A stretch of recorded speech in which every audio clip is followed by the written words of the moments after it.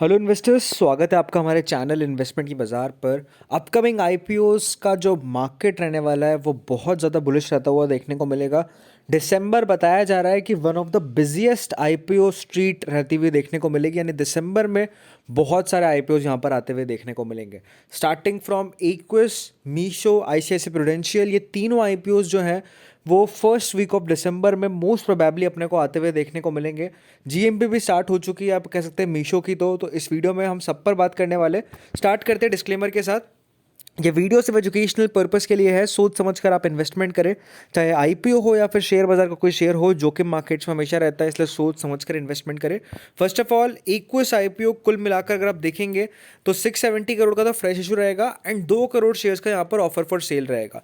इस आईपीओ की अगर आप बात करेंगे तो बेसिकली एरोस्पेस सेक्टर से जुड़ी कंपनी है एंड ओवरऑल कंपनी अभी लॉस मेकिंग है, बट इतना लॉस नहीं है कि आप कह सकते हैं लॉन्ग टर्म का व्यू अगर अपन बनाएं, अगर वैल्यूएशन अच्छे आए तो ये कहीं ना कहीं अच्छा आईपीओ साबित हो सकता है। 10 रुपये की फेस वैल्यू कंपनी की, ओवरऑल 10% का ये रिटेल पोर्शन है।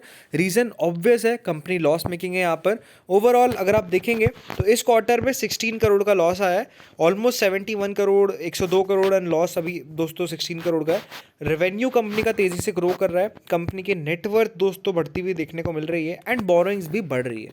तो ये फ्रेश इशू में से मैक्सिमम पोर्शन बोरोइंग में कंपनी रिड्यूस करेगी, उससे और कंपनी की जो मार्जिन है वो इंक्रीज होते हुए देखने को मिलेंगे। तो ये डेफिनेटली पॉजिटिव बात है कि कंपनी फ्रेश इशू लाई है। 670 करोड़ का आईपीओ कंफर्म्ड है। ओवरऑल अगर आप बात करेंगे तो 2000 में कंपनी की शुरुआत हुई थी।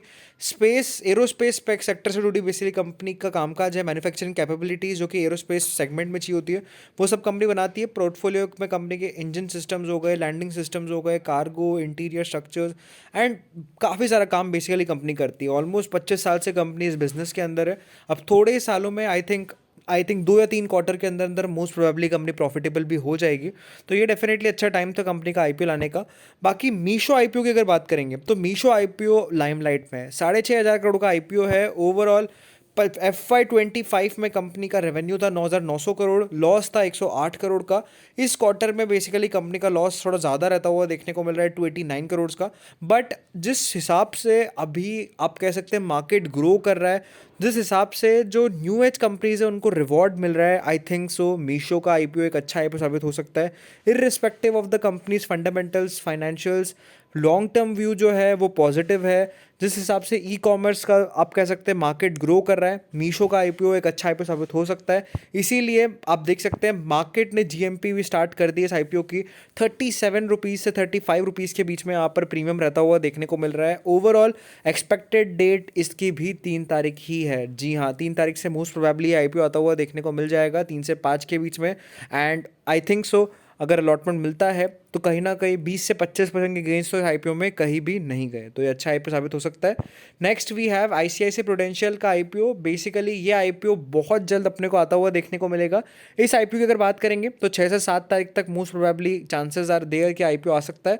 एंड ओवरऑल ये आईपीओ अगर आप देखेंगे तो 10,000 करोड़ का रहेगा, ये तो ऑलमोस्ट कंफर्म्ड है।